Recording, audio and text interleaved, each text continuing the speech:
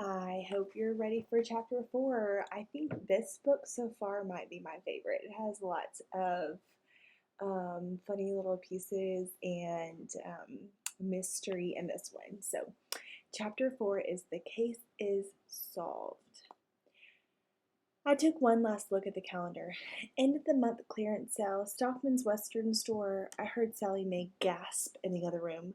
My cactus! Who? What on earth? I was sitting there in the midst of the steak blood, trying to decide what to do.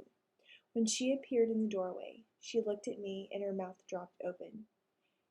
Hank, what are you doing here? I gave her a smile and started whapping my tail on the bloody floor, as if to say, "Hi, Sally Mae. How's it going? I just got here and discovered that somebody stole your steaks and so to speak, and I realize that the evidence looks very damaging for me, but I would urge you not to leap to any hasty conclusions." She was carrying the baby in one arm and a bag of groceries in the other arm. She set them down on the floor, reached into the closet, and came out with a broom. Her face was red, and there were thunder clouds in her eyes. You ate our lunch, you sorry, good-for-nothing, stinking cow dog, and look at this mess. How could I look at the mess when she was trying to hit me with the broom? Whap! She got me on the back. I tried to run. I would have been glad to get out of her house, but she had the door blocked. I ran in a circle, and whap! She got me again. So I did the only sensible thing a dog in fear of his life could do. I jumped up on the dinner table. Why, it's my fault. The jelly jar fell off and broke. Was it my fault that she swung at me and hit the sugar bowl instead? I've always been the kind of dog who could take a hint. I can tell when I'm not wanted. When Sally Mae drew back her broom for another shot, I leaped off the table, ran between her legs, shot through the door, sprinted across the living room, and made a flying leap through the window, and then I ran for my life. I went down to the feed barn, figured that would be the safest place for a dog with a price on his head. The door on the feed barn was warped at the bottom, and I squeezed through and took refuge inside. I went to the darkest corner and hid between two bales of prairie hay. After a bit, I heard the pickup and stock trailer pull up to the corral. The cowboys had come in for lunch and were putting their horses to the side lot. I could hear them talking and laughing about some extraordinary roping feat they had performed that morning. They took their roping serious. Those two guys. It didn't bother them in the least that most of the same and intelligent people in the world not only couldn't rope, but didn't even want to learn. They seemed to think that if a guy could throw a rope, he had something special. I won't comment on that. I have no tacky remarks to make about grown men who walk around swinging ropes. I learned long ago not to pass judgment on others, no matter how crazy they act. Well, the cowboys headed for the house. I could hear their spurs a jingling. The back door opened and closed. There's Sally Mae getting after Hank. He still doesn't know why he's in such big trouble. Exactly 1 minute and 32 seconds later, the door opened again and I heard High Loper's voice. Hank, come here, you little devil, when I get my hands on you.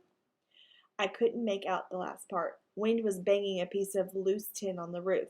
If I'd had any say-so in the matter, the roof would have been fixed years ago, but no one ever listens to me. Anyways, I couldn't make out the last part, but I didn't really need to. Loper wasn't calling to wish me happy birthday. He yelled for a while and then went back inside. Everything got quiet. I wondered what they were having for lunch. Whatever it was, you can sure bet they didn't starve. I mean, you've got to pull all this into perspective. Loper has missed one steak dinner, right? One meal out of his whole lifetime? Okay, there you have it. The head of the ranch security would have put in years of faithful service and had eaten scraps, garbage, tasteless dry dog food, and occasional rabbit. Wasn't I entitled to one steak dinner? Was that too much to ask for a whole lifetime? Hence, through simple logic, we discovered that Sally Mae and Loper had absolutely no right to be mad at me for eating a few crummy little steaks off their table. Not only that, but Sally Mae had been negligent in leaving the steaks unguarded. So, there you are. Well, the noon hour came and went.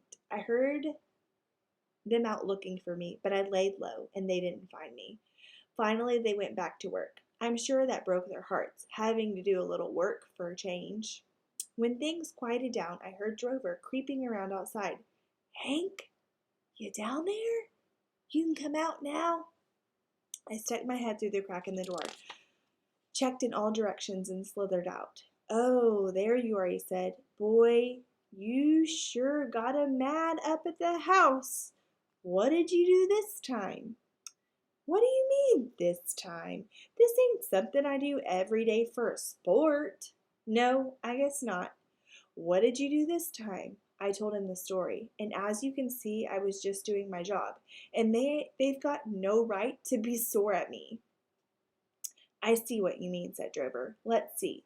You knocked over the cactus, you pulled the steak dish off the table, you busted the dish, you got blood all over the kitchen, and then you ate the steaks and knocked off the jelly jar?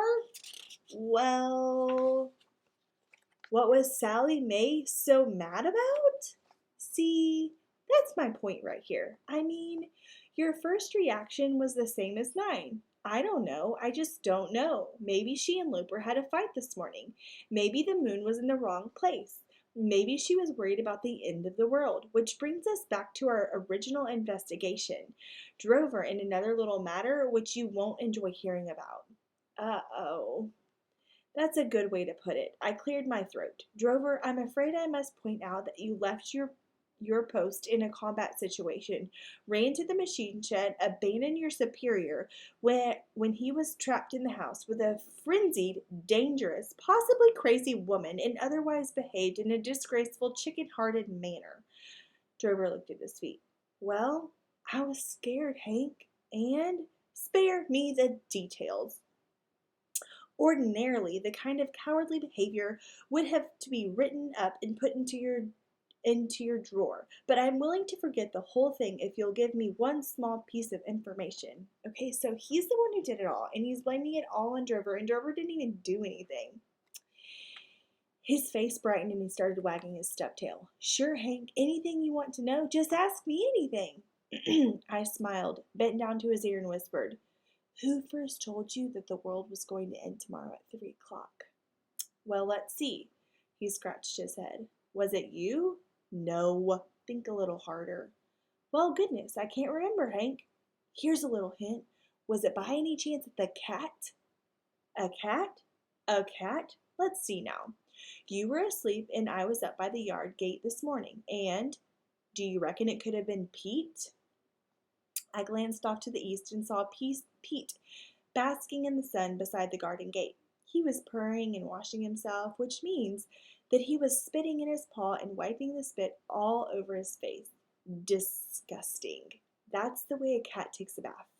I take tremendous pride in my personal appearance. I cultivate a rich, manly smell. I bathe regularly in the sewer. Now, let's look at Pete. He takes spit baths. Has anyone ever seen him in the sewer? No, sirree. But has Sally Mae ever referred to him as a stinking cat? No, sirree. So there you are, and that's one of 24 reasons why I hate cats. And Pete in particular.